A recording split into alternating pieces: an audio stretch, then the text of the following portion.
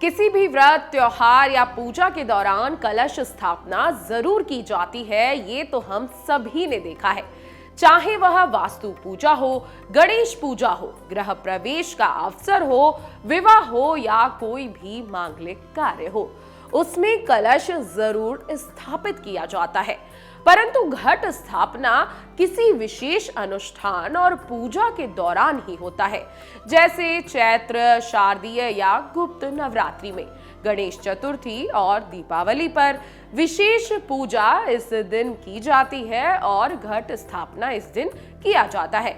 यदि कोई विशेष यज्ञ कर रहा है तब भी घट स्थापना की जाती है और ये परंपरा सदियों से चली आ रही है।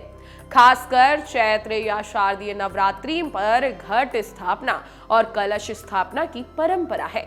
घट यानी कि घड़ा और कलश यानी तांबे का लोटा। नवरात्रि में घट स्थापना क्यों करते हैं और क्या है कलश स्थापना का रहस्य, चलिए इस वीडियो में आपको विस्तार से बता देते हैं। सबसे पहले जान लेते हैं क्यों करते हैं घट स्थापना। घट अर्थात मिट्टी का घड़ा। घट में मिट्टी डालकर उसमें जौ उगाई जाती है। 9 दिनों तक यह जौ उग जाती है। घट स्थापना का सबसे प्रमुख उद्देश्य देवी शक्ति की पूजा करना होता है। इसे नवरात्रि के प्रथम दिन शुभ मुहूर्त में ईशान कोण में स्थापित किया जाता है। इस पात्र को मां दुर्गा की प्रतिमा के समक्ष स्थापित करके इसका प्रतिदिन पूजन किया जाता है।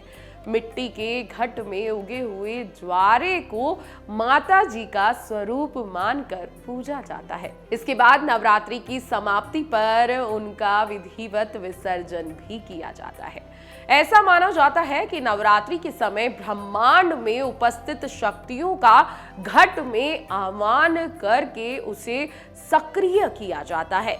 इससे घर की सभी विपदाएं दूर होती हैं और जितनी भी विवादात्मक तरंगें हैं वो खत्म हो जाती हैं, यानी कि नष्ट हो जाती हैं और घर में सुख, शांति और समृद्धि हमेशा बनी रहती है। अब क्यों करते हैं कलश स्थापना, इस बात को भी जानना बेहद जरूरी हो जाता है। कलश को सुख, समृद्धि, ऐश्वर्य देने वाला तथा मंगलकारी माना गया है। कलश तांबे का बड़ा लोटा होता है जिसमें जल भरा होता है। जल में दुर्वा, कुश, सुपारी, पुष्प ये सभी चीजें डाली जाती हैं। कलश के ऊपर आम पत्र होता है जिसके ऊपर मिट्टी के पात्र में केसर से रंगा हुआ अक्षत रहता है। यानी कलश में पहले जल भरें, फिर उसमें सुपारी, दुर्वा ये सब चीजें डाल दें।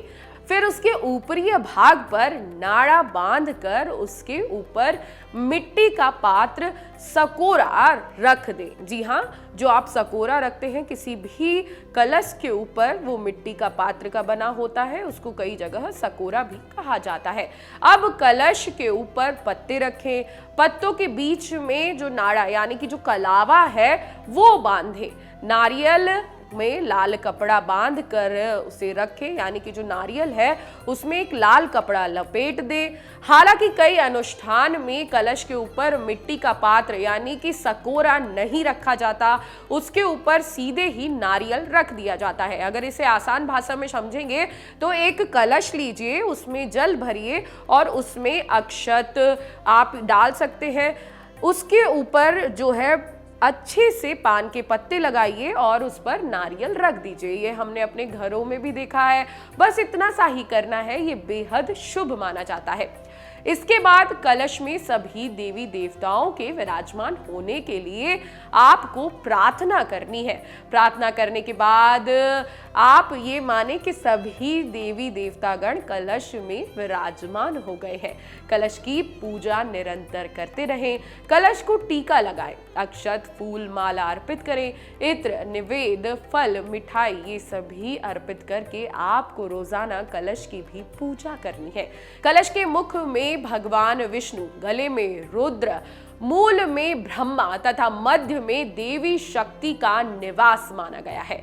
कलश को भगवान विष्णु का रूप माना गया है, इसलिए लोग देवी की पूजा से पहले कलश का पूजन करते हैं। कलश के मध्य में सभी मात्र शक्तियां निवास करती है। कलश में समस्त सागर सप्त दीपों सहित पृथ्वी, गायत्री, सावित्री, शांति कारक तत्व, चारों वेद, सभी देव, आदित्य देव, विश्व देव, सभी पितृ देव एक साथ निवास करते हैं।